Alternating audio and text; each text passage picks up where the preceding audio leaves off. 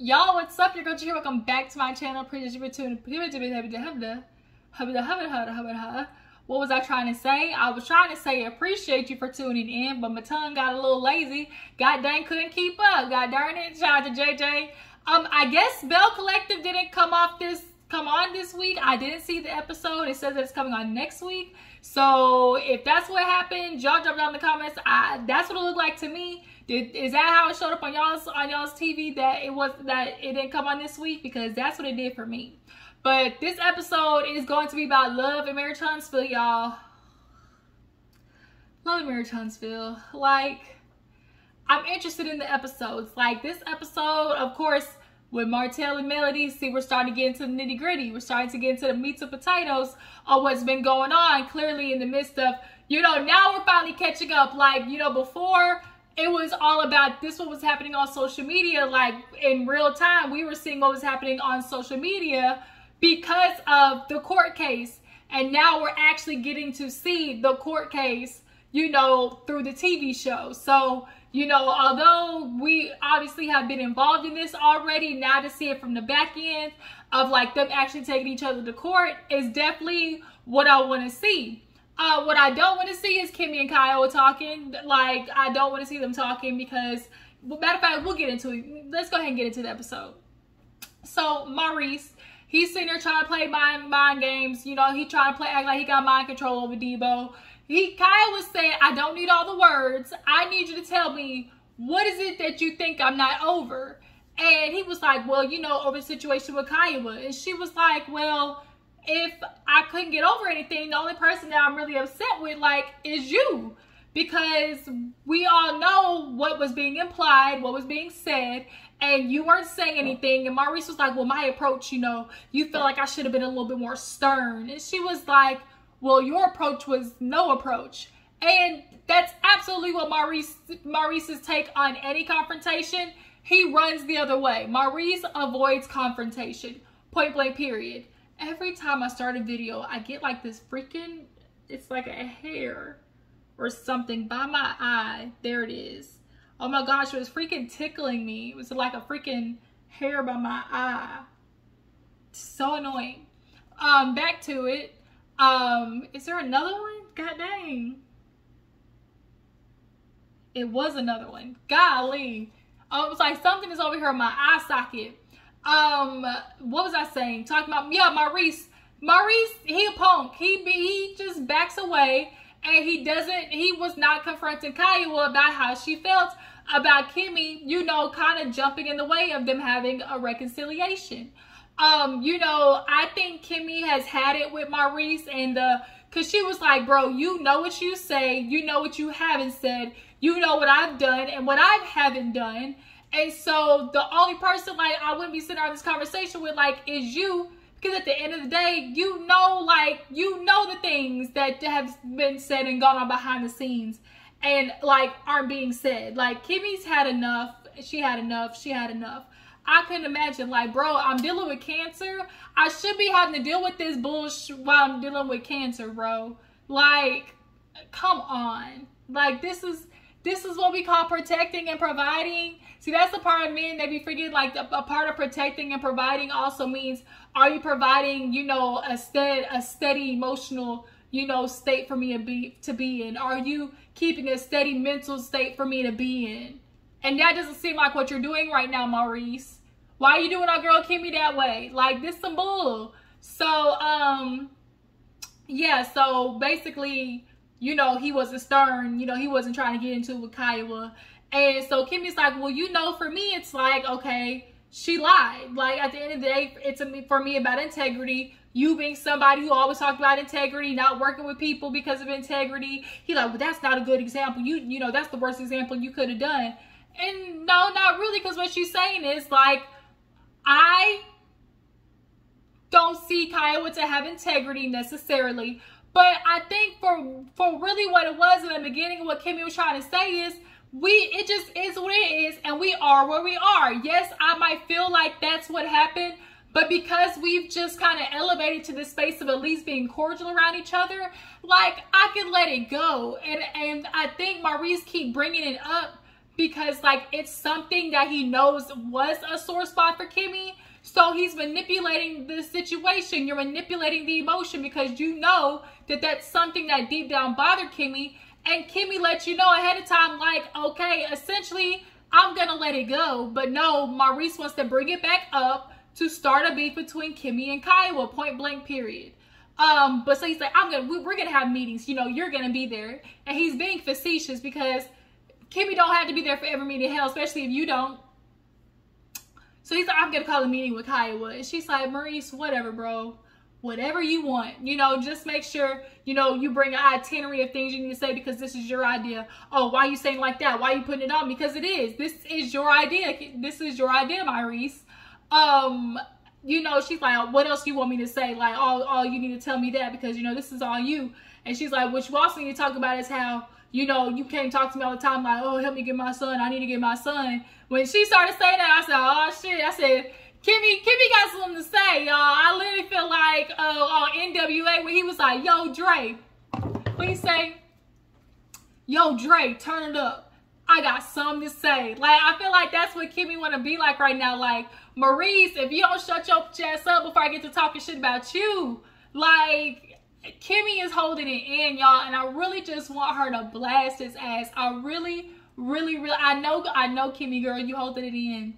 I know you holding it in, but just let it go. You'll feel so much better, I promise. So moving on. Tisha, she has her daughters. Are their name like Mila, something like that. Mia, Mila, something like that. Nonetheless, kids' hair care line. I'm here for it. Business, money. She wants her girls to be entrepreneurs. Like, I'm here for it. Obviously, with the girls having, you know, they have a nice, thick, luscious set of hair. Like, that's obvious to be the business to go into. So while they're there, first of all, the denim camo pant combination that Tisha had was super cute. Sorry, I was looking at my dog. Boy, I tell you, he just get too comfortable in the bed. These dogs, if you're a pet owner, don't they be laying around like they be working 40-hour shifts?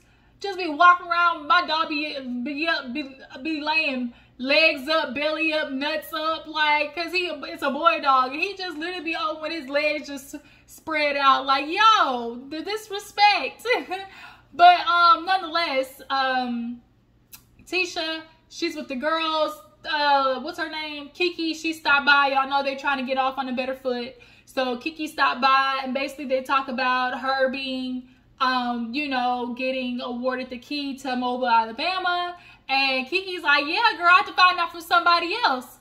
And so Tisha, you know, oh, girl, I mean, I didn't even think it was a big deal anyway. You know, my assistant, she's like, no, Tisha, you know, this is a big deal. You should be celebrated. Like, don't minimize it. And she's like, you know, girl, sometimes I just be kind of having so much going on. I go from this to this. And, you know, I'm sorry I didn't tell you. And she was like, yeah, you know, I'll go. I just wish you would have told me. Like, the thing is, Keke and Tisha, as much as they want to get along and move forward, they also don't. Because they're starting to do like little things that kind of like is always finding the other person at fault for something. So first, you know, it's the little thing of like, for Keke, it was, girl, you didn't tell me. How come I'm supposed to, why am I finding out from other people? Then later on, Tisha, she's getting on the Keke because, girl, you didn't come. It's always going to be something like you know, it's always going to be an excuse. Like, they're always subconsciously going to try to find something wrong in the person because they are picking at trying to make the other person feel lower. They are subconsciously in competition with each other, point blank, period. And I think Wanda has instilled a little bit of that in Tisha, especially when it comes to other women. It's always, I think, like a little bit of a competition with whatever female is around. Yeah, no, so, they talked about that. Mobile, Alabama, I guess, you know, she's gonna get the key. Did they talk about anything else? No, I don't think so. So moving on, Mel, she takes Kimmi, you know, to get a little ab workout. I've been seeing this little machine around everywhere. We've seen it on a bunch of shows, reality TV shows. They do like the little ab machine, and basically it's like a bunch of crunches, and you ain't did no crunches at all. So Kimmi comes in, her and Mel get to talking, and she's just like, you know, I'm sorry about what did she say? She was like trying to check in with Kimmi about what situation? What situation was she talking about first? What did she ask Kimmi about first? It was something about, and then it was like Maurice. Oh, the meeting, the comeback meeting. That's what it was. I was like, she talked about something, the comeback meeting. So she asked her about, you know, the comeback meeting and what she thought about it. And Kimmi's like, shoot, I really need to be asking about you. It sounds like you the one that don't want to do it. And so Mel basically told her, like, girl, you know, I talked with Tisha and, you know, I just kind of told her, like, you know, these are the boundaries, and especially not wanting to be around Martell right now. You know, I just think like that's kind of a good space for me to be in, you know, kind of not involved with anything involving him. Kimmi, of course, is like, oh, you know, when you and him are able to coexist, you know, I find that real admirable. And, you know, you can find it real admirable, but at this point, I think Mel's looking for a little bit less admirable from you guys and a little bit more, you know, let's find the pitchfork and roast his ass on the stake type, you know, energy towards him, because y'all see what this man is doing to her. Y'all see it. Like, the fact that, like, I don't know, Kimmi, for some reason, I feel like you was like, I don't know, accepting the pertinence or just like the grandiosity of it all, of like, this man is taking me to court for full custody. Like, actually letting that sink in, like, it should be a little bit less like understanding of, oh, you know, you being able to coexist with him too. Nah, girl, I understand. Like, a man trying to take my kids, like, I wouldn't want to be around him either. Like, I needed a little bit more of that energy is what I'm trying to say. But nonetheless, you know, Mel let it be known. He tried to take me to court, but he's doing the mostest. And Kimmi's like, especially, you know, it's harder with it being dragged out. And she's like, the only reason it's being dragged out is because Martell, he didn't want to set a date. And see, that's the problem. Martell playing games over there. Martell, the only way that he can stay attached to Melody is by taking her to court. That's like, he needs to be attached to her in any way, shape, or form. And these lawsuits are the only thing that he can feel to get at Melody right now, while also still be in connection to her. And so it's really unfortunate because Mel is on the other side of that. She's like, you know, it's very mentally, emotionally draining, like somebody trying to take your kids, going to court, all of that. So then, you know, they get into, you know, how Kimmi's feeling, and she's like, well, you know, girl, as far as like, you know, treatment, that's good. It's just, I'm dealing with Maurice, and, you know, especially with the monster of it all, you know, because Mel was like, you know, oh my God, you know, Maurice and Monster, they should be just, you know, cooking and cleaning up after, you know, you shouldn't have no worries, girl. And Kimmi's like, well, nah, nah, that ain't how it's going, Mel. And it really ain't. Like, the fact that Maurice literally can't even keep up cooking 2 times a week, bare minimum, 2 days a week, you can't do 2 days a week to show your son how to cook. You know, you can't do no laundry once a week, Maurice. Like, you can't do that. You can't vacuum on the way out. Like, it's just little shit like that. Like, that just has me feeling like, bro, like, Maurice is trash. Like, all of these men are just the same dude in a different color wrapping paper. That's all it is. But yeah, you know, Kimmi's like, She was like, especially with Monster being 16, and, you know, Maurice not necessarily like giving him a jump on it. You know, I'm kind of in a sticky situation here. And so she was just like, yeah, I'm looking for, you know, Maurice, he wants me to go talk to Kiuwha because the solution is that maybe she'll be down here a little bit more. And so Mel's like, well, you know, I never asked you about that. You know, I obviously know what people said, but I never just flat out asked you, obviously, about the implications that, you know, that Kiuwha was alluding to. Because at the end of the day, you know, Kimmi's like, that is kind of a sore spot for her, so to speak. And, you know, Mel was just kind of like, she was kind of tiptoeing and dibble-dabbling, like, how in a soft way can I say, girl, was you the side chick? Like, girl, you saying you not, but do you know for sure? Like, you sure Maurice wasn't playing you? The way Kiuwha is so convinced in her story, and the way Kimmi is so convinced in her story, is kind of making it seem like Maurice was double dipping. Like, that's the only conclusion that we can come to, because Kimmi's story has never been like, she stuck to, I know you're not gonna sit there and blame me for y'all's divorce, heifer. Like, Kimmi has stayed there, and Kyle was just always kind of leaning towards the fact of like, Kimmi basically got in the way. Like, Kimmi got in the way of like them reconciling. And so when Mel asked like, are you sure? Kimmy's like, they were in the middle of their separation, but, and you know, they had got a divorce, or no, what it was they got a divorce, papers were signed, but they were going to do like reconcile. So I guess because Kimmi came along in the moment that I guess they possibly were in talks to reconcile, when Kiuwha wakes up and sees that, oh, this nigga with Kimmi, to her it's like, well, bitch, you got in the way, essentially. Like, you know, you stopped us from being able to, you know, possibly move forward in our relationship. So to me, it just looks like the real enemy in this situation is Maurice. Maurice was doing most niggas do, that pillow talking on both sides. And both of y'all got a bunch of sweet nothings, as my dad liked to call it growing up. Don't you let no nigga tell you no sweet nothings. Which is, yeah, it sounds sweet, but sweet nothings, where the action behind it is what I'm trying to say. Where the action behind it. So moving on, what happened? Tisha, she was at the hair place. Keke came by. Keke was talking about, you know, she having these hot flashes from, you know, side effects of the medicine that she's on. She's taking, I think, like methadone or something like that, which basically, because she is deciding to do outpatient rehab, you know, methadone is something I've heard of before, and something else. It's kind of like a medication that you take to help you wean off the drugs, because the withdrawals are so, like, one of the things that I've heard from a lot of like people who suffer from addiction, the withdrawal is so painful because your body is so used to being on something that when it's taking away, like, it's starving for that drug. And like, people, you literally get sick like with withdrawals. So yeah, like methadone is kind of a way to like alleviate that. And so like, she's been taking it for a year, and she's gonna try to, you know, wean off essentially.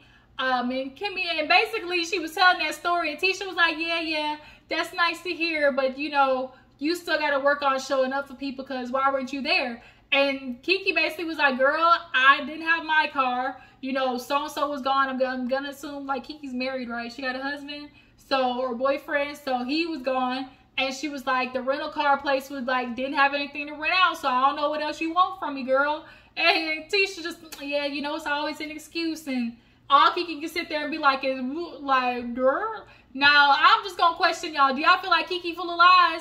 Y'all feel like Keke chatting shit? Y'all feel like she chatting shit? Like, she straight up, you know, telling falsities?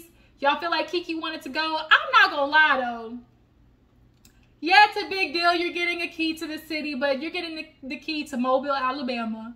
One. And two, you know, I don't want to minimize nobody's, you know, successes. Go ahead, get the key, you know, to Mobile, Alabama. But from my understanding, they said that Mobile, Alabama from Huntsville, Texas, from what I was reading around, is like 4 to 5 hours. So for Keke to drive 4 to 5 hours just to see you get handed over a plastic key and, you know, have to drive back, I understand her not wanting to go. But Keke, just say that. Say something come up, you know, like, I mean, she's saying the car broke down, but Tisha, no matter what, was going to find an issue with Keke, because, like, she's waiting for a reason. They're both waiting for a reason to cut each other off deep down. Like, that's just really what it is. So, there wasn't anything else much between them. They just basically don't trust each other, need to quit trying to, like, make up and be friends with each other, because it's just not going to happen. It clearly seems like too much is just surpassed. So we get to Martell, Melody, the whole court case going on. Mel goes over to Chris Fletcher's house, and this is where we start looking around the Fletcher's home to realize, oh shit, these niggas living large, like, because they were showing the scene like sections at a time, so you're only seeing pieces of the house. So like the first part, you see Melody walking in, you know, she walking in the house. Then the second part, you see the kitchen where Chris is like washing his hands or something. And then you see Nell, she's sitting down right there. And so you start seeing the kitchen. Okay, you can see, you peek over there to the living room a little bit. You see the other side of the kitchen.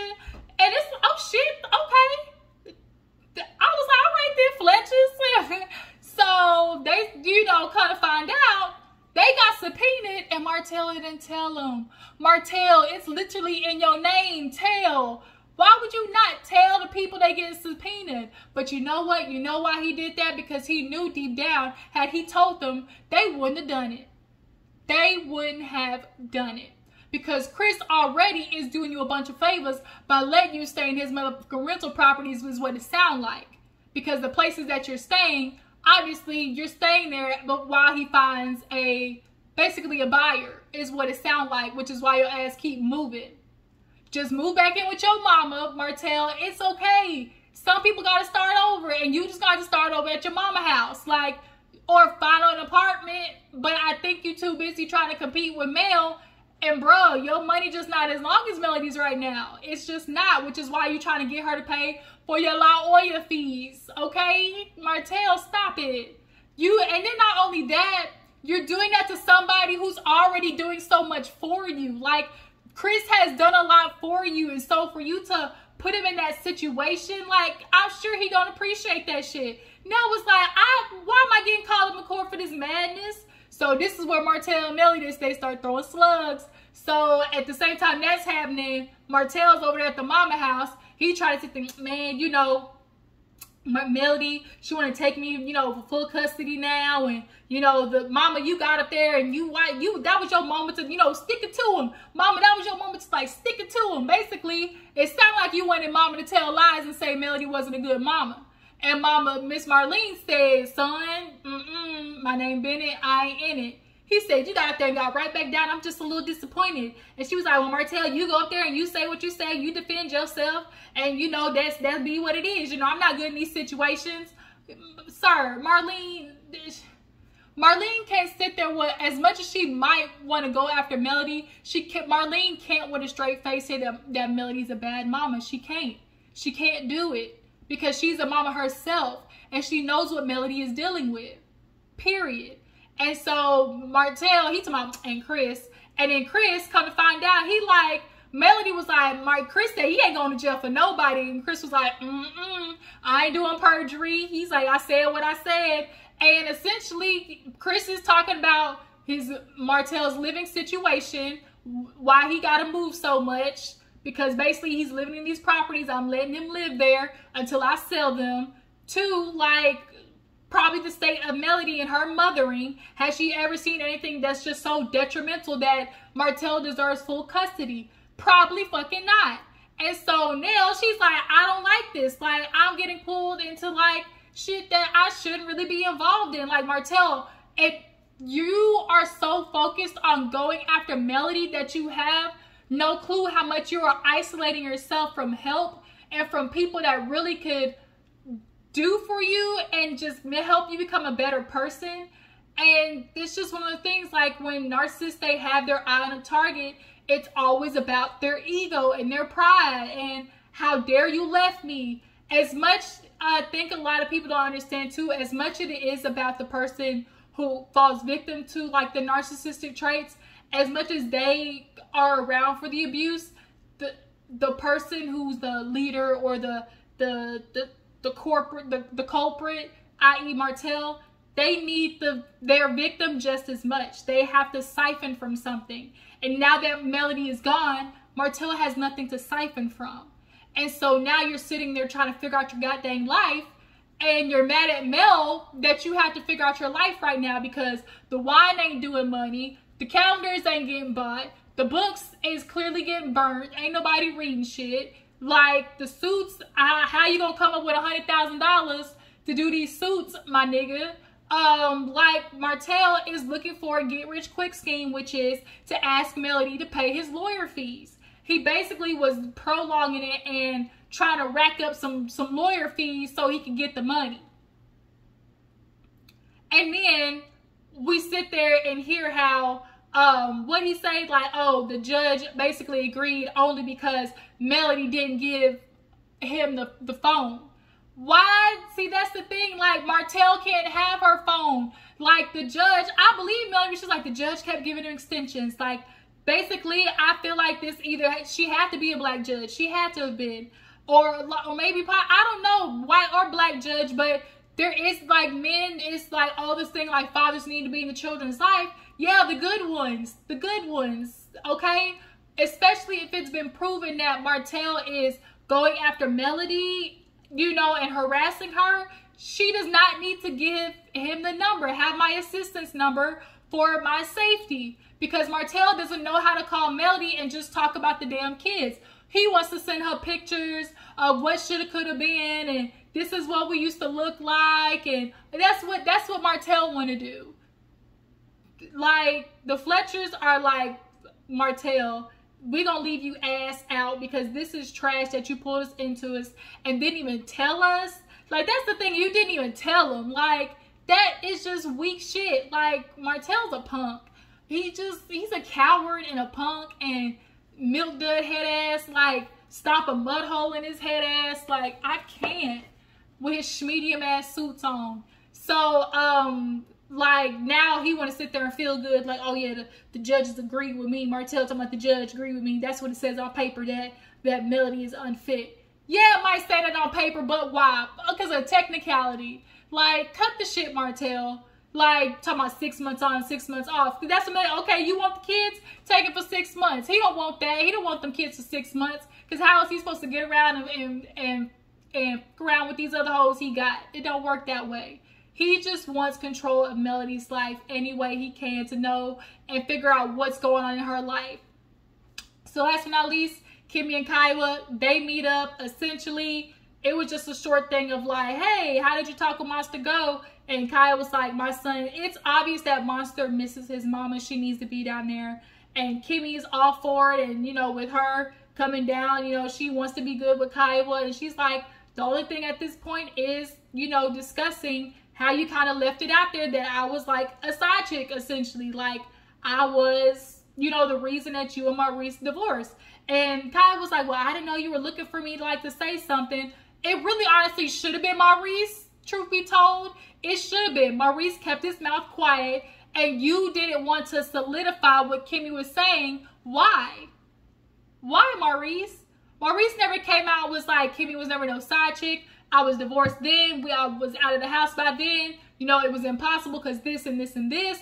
What really should have happened in that scene is Kimmi and Kiuwha should have got to comparing notes. Okay? Comparing notes, some receipts. Okay? But also, too, again, like, why the fuck are y'all even talking about it?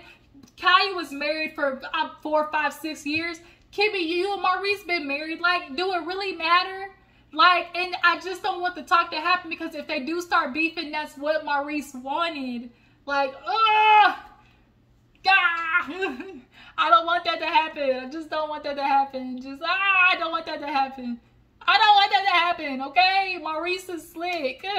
I don't want that shit to happen. These Scott brothers is ass, bro. Just ass.